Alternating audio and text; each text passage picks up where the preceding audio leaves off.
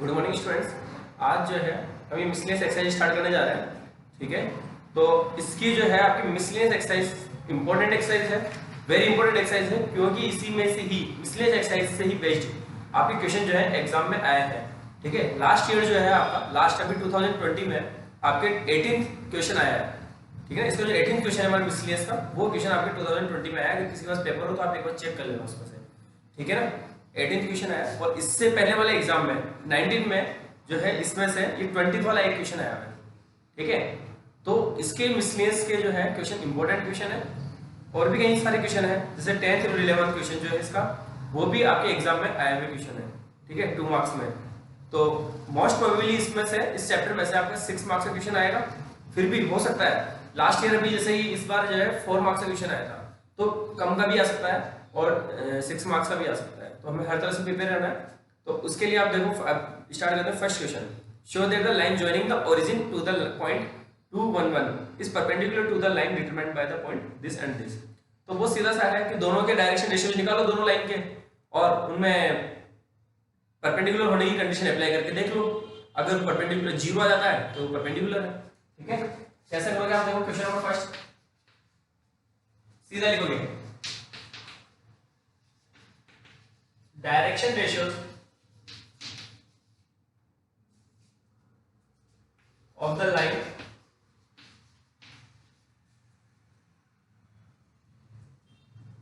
through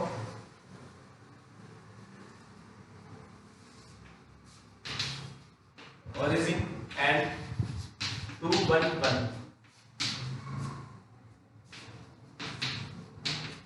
क्या हो जाएंगे डायरेक्शन रेशियोज? वही a2 minus a1, x2 minus x1, y2 minus y1, z2 minus z1 करोगे तो यही आपके डायरेक्शन रेशियोज हो जाएंगे जो इसके हैं, क्योंकि ओरिजिन 0 0 है, माइनस करेंगे तो कोई इफेक्ट नहीं पड़ेगा। ठीक है, फिर डायरेक्शन रेशियोज बिल्कुल ऐसा कैसा लिखता है आपको, from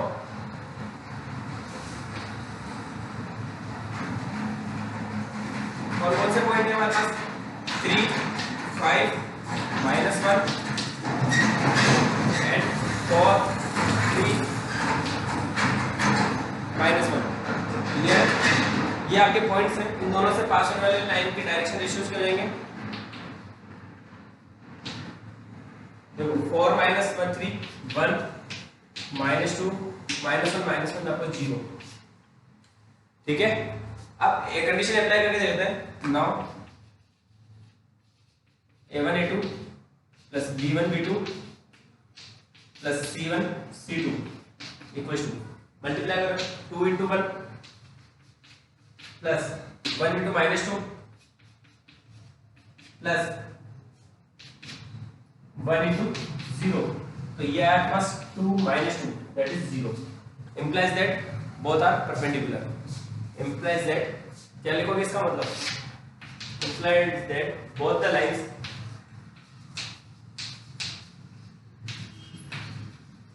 are perpendicular।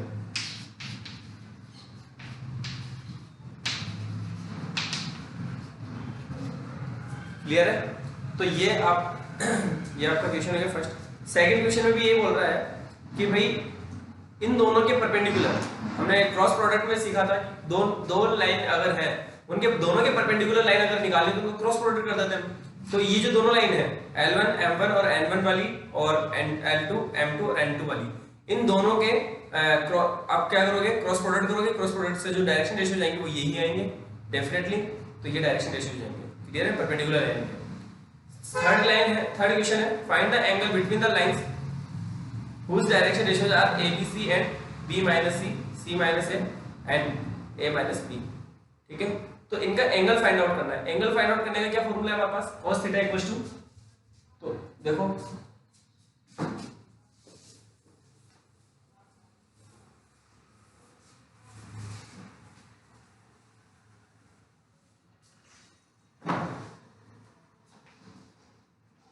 that cos theta equals to A into B minus C plus B into C minus A plus C into A minus B upon root of A square plus B square plus C square और ये हो गया b minus C का whole square plus c minus a का whole square plus a minus b का whole square.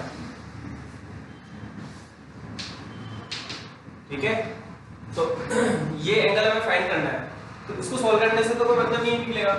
ठीक है, ज्यादा कट करके ऊपर वाला पार्ट सॉल्व करते हैं हम, तो ये आएगा ab minus ac plus bc minus ab plus ac minus bc।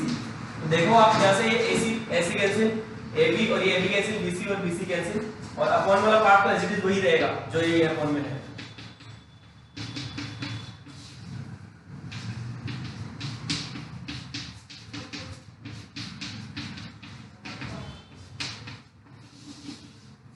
तो cos थीटा आता है यहाँ पे अपने पास 0। ठीक है, cos थीटा की वैल्यू 0 है, इसका मतलब क्या होगा कि theta equals to implies that theta equals to आपका 90 डिग्री। बस ये 90 डिग्री आएगा, या फिर हम बोल सकते हैं कि both the lines are perpendicular to each other. ठीक है, fourth one, find the equation of a line parallel to x axis and passing through the origin. Find the equation of a line parallel to x axis, x axis के parallel line find करनी है and passing through the origin, और जो कि origin से भी पास हो रही है। ठीक है, x एक्सिस के पैरेलल हो और ओरिजिन से पास हो तो ऐसी लाइन क्या होगी? तो पहली चीज तो x एक्सिस के पैरेलल जो लाइन होती है इसको आप लिखोगे उस फॉर्म में,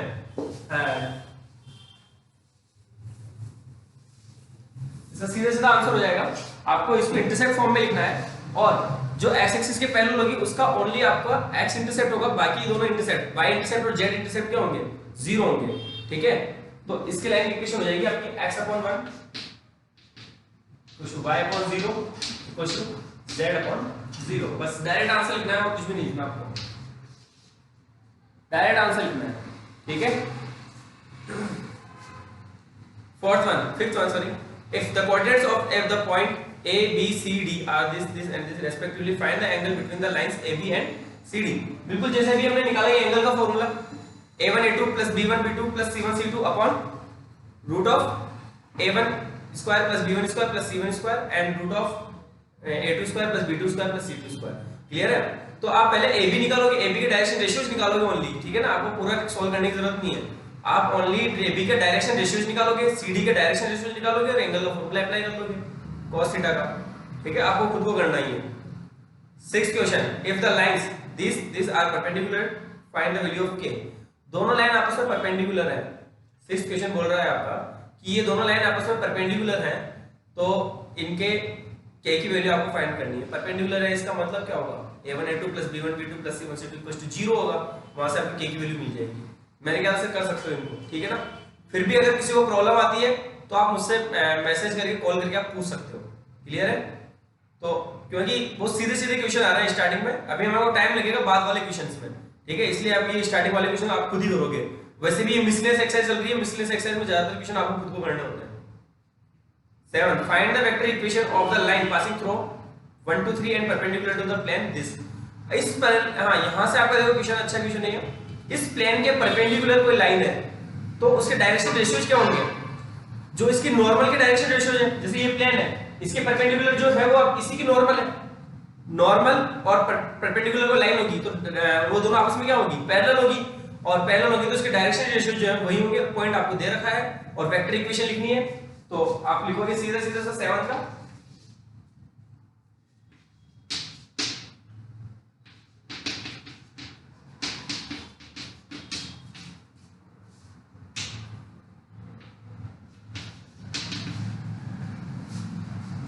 ठीक है।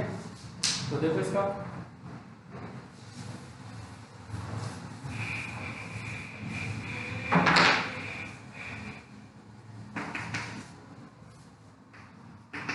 Direction ratios of the line perpendicular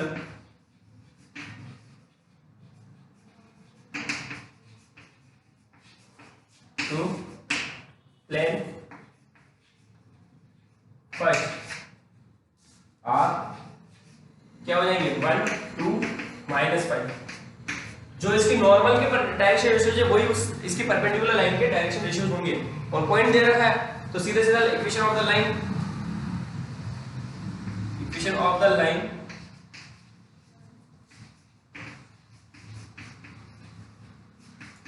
perpendicular to line to plane first and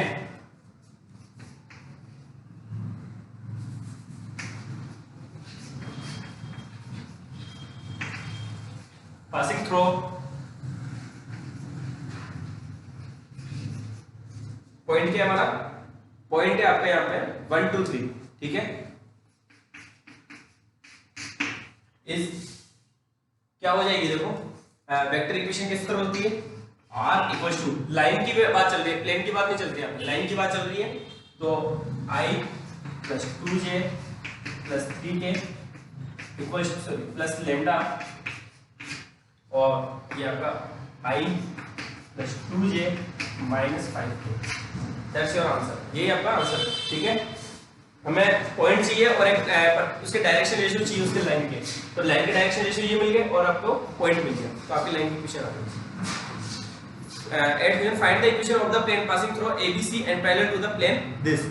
अब यहाँ पे बिल्कुल इसी टाइप का इक्वेशन है, प्लेन की इक्वेशन निकालनी है आपको। किसकी इक्वेशन निकालनी है, प्लेन की इक्वेशन निकालनी है। और कौन सी इक्वेशन निकालनी है, यहाँ पे ये लिखा हुआ नहीं है कि वेक्टर निकालनी है कि आपको कार्टेशियन निकालनी है, तो आप कोई सी भी निकाल सकते हो, ठीक है।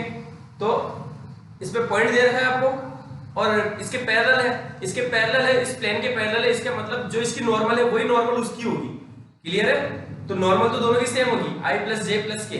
अब ये पॉइंट चाहिए तो आपको पॉइंट मिल गया, यहाँ पे ABC दे रखा है, इसमें डायरेक्ट कोई सी फॉर्म में निकाल दो आप पॉइंट, और नॉर्मल वाले फॉर्म में, तो आप चाहो तो ये भी लगा सकते हो।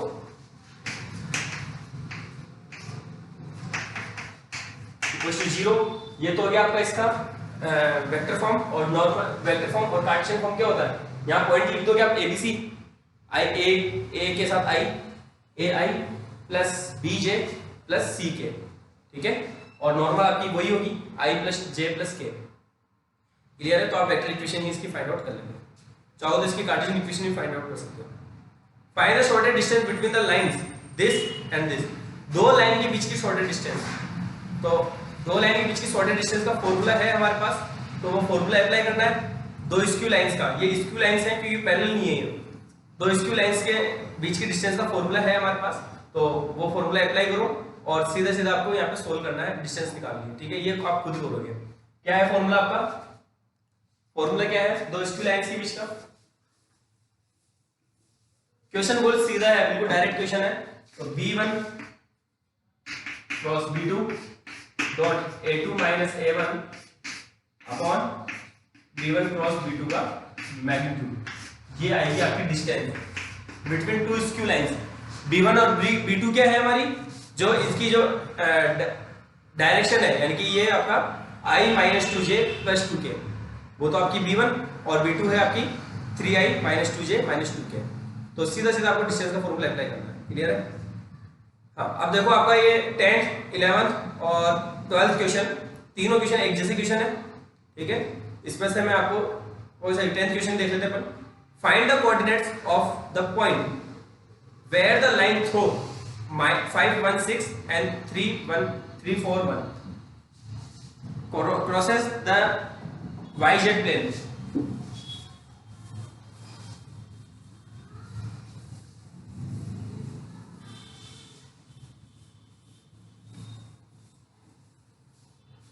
अच्छा क्वेश्चन है, इंपॉर्टेंट क्वेश्चन में मार्क कर लेना इनको। ये 10th 11th 12th तीनों क्वेश्चन इंपॉर्टेंट क्वेश्चन है। ये 2 मार्क्स में या 2 मार्क्स या 4 मार्क्स में दोनों में आ सकते हैं ये क्वेश्चन। देखो करना क्या, बहुत सीधा था ये क्वेश्चन।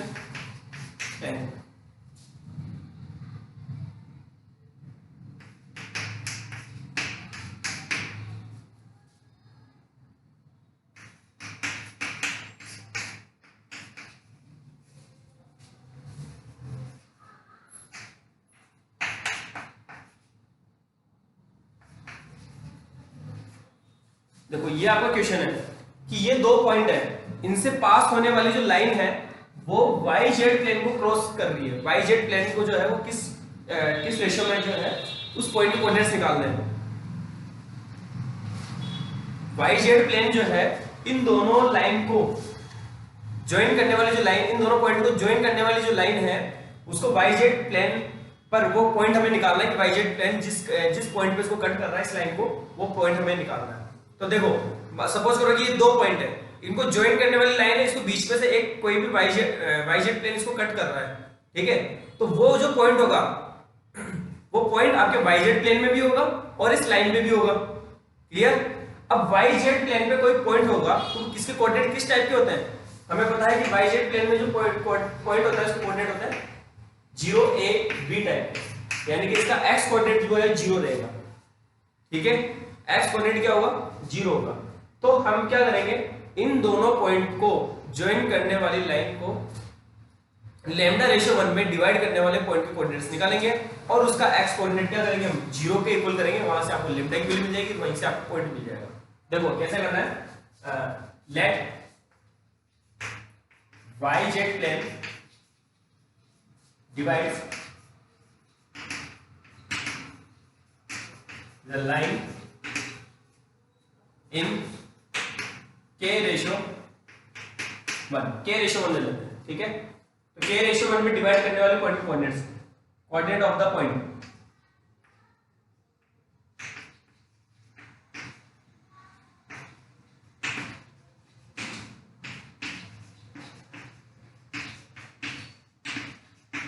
क्या हो जाएंगे, देखो हम ले लेते हैं 0 a b c equals to k ratio 1 में डिवाइड करना है इन दोनों पॉइंट को ज्वाइन करने वाली लाइन को। तो क्या होता है आपका, देखो 3 into k plus 5 upon k plus 1, 4a plus 1 upon k plus 1 and 1 k plus 6 upon k plus 1, ठीक है। ये कौन से पॉइंट के कोऑर्डिनेट आया, ये उस पॉइंट के कोऑर्डिनेट आया जो इन दोनों को ज्वाइन करने वाली लाइन को k रेशियो 1 में डिवाइड करता है, उस पॉइंट के कोऑर्डिनेट्स आए। अब अगर ये पॉइंट हो गया, एक ये जनरल पॉइंट हो गया, ये जनरल पॉइंट अगर yz प्लेन पे है तो इसका मतलब इसका x कोऑर्डिनेट 0 होगा, तो इसका x कोऑर्डिनेट 0 करेंगे, put 3k plus 5 upon k plus 1 equals to 0। तो यहां से ये वाला पार्ट तो 0, 3k plus 5 equals to 0 and k equals to आता है यहां से -5/3। इसका मतलब है कि वो एक्सटर्नली डिवाइड कर रहा है इसको, yz प्लेन जो है एक्सटर्नली डिवाइड कर रहा है -5/3 रेशियो में, यानी कि 3/5 रेशियो में। तो कोऑर्डिनेट्स ऑफ द पॉइंट बस ये k की वैल्यू वापस यहां पुट कर दो, तो लिख देंगे यहां पे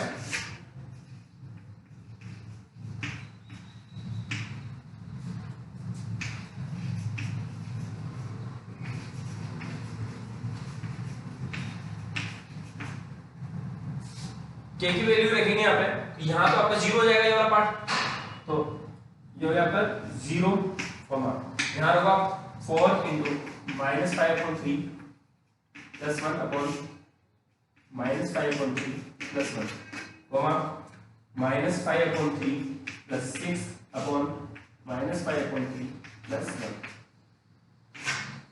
और सॉल्व कर लो इसको, ये तो 0, ठीक है। ये हो गया आपका -20 प्लस 1 प्लस 3, सॉरी -20 प्लस 3 तो -70 अपॉन ये बचा आपका नीचे -2, और ये हो गया आपका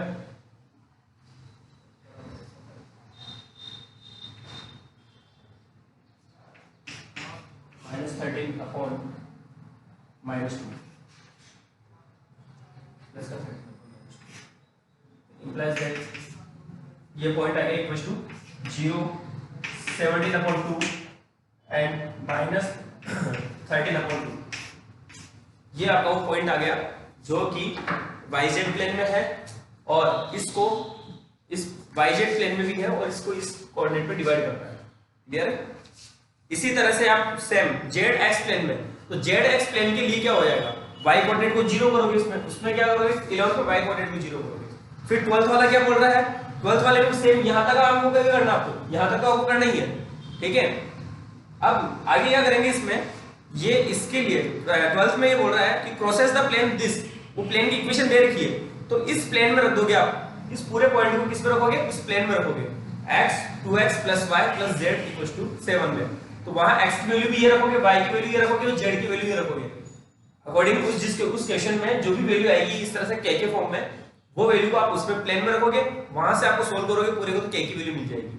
ठीक है, और वही आपका जो है उस के की वैल्यू वापस रख दोगे पॉइंट में, तो आंसर आ जाएगा, पॉइंट आ जाएगा। तो 12 तक आपको करना है, 13 से जो है मैं कल करवाता हूँ आपको। ठीक है, और इसी वीक में हम इस चैप्टर को कंप्लीट कर लेंगे। ओके।